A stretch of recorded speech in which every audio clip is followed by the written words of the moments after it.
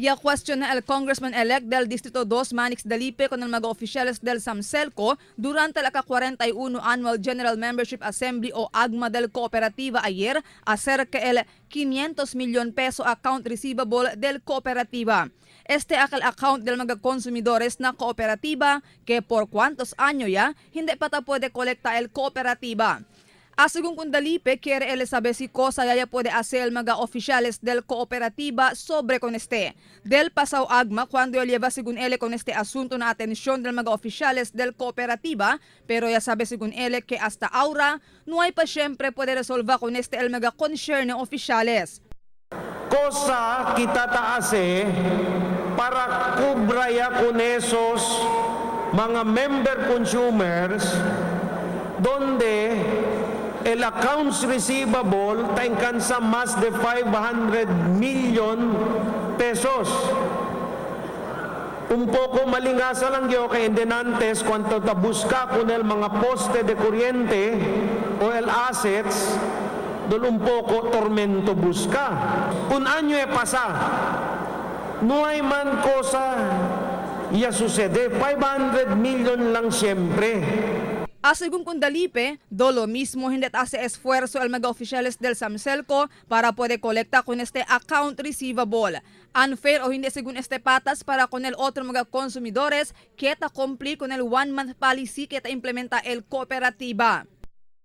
Si conmigo paste, do no hay esfuerzo busca o hace apas con aquellos que man estos mga sagraw que tiene debe de más de 500 million pesos. Mientras el pobre residente, un mes lang, curta de derecho el kuryente.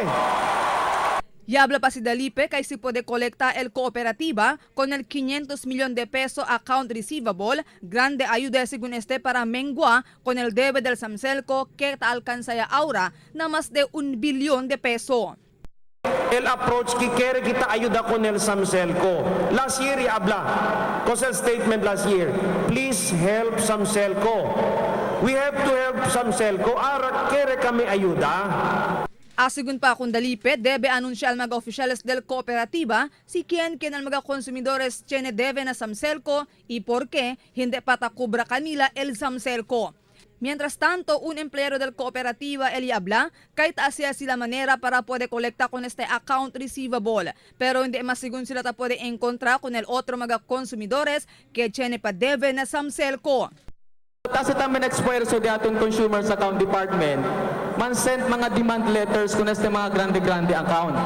Unfortunately, some of these accounts, di ganitan exist. No mas ya kay dormant ka sila. Especialmente aquel tiene mga insidente del incendio. Ya subí también según el DILA collection efficiency del año 2013 hasta año 2015, desde el 92.07% para na 92.43%. Este por causa según con el one-month policy que ta implementa sila. Siguro todo kita kisabi kay el SAMSELCO por medyo el esfuerzo del aton Consumers Accounts Department takurta kuryente. Purposely, that is to collect. Kasi hindi kita kolekta, natural, nakita ko sa pag-aaral na daton mga power suppliers. Marifita Mayo, Dateline Zamboanga.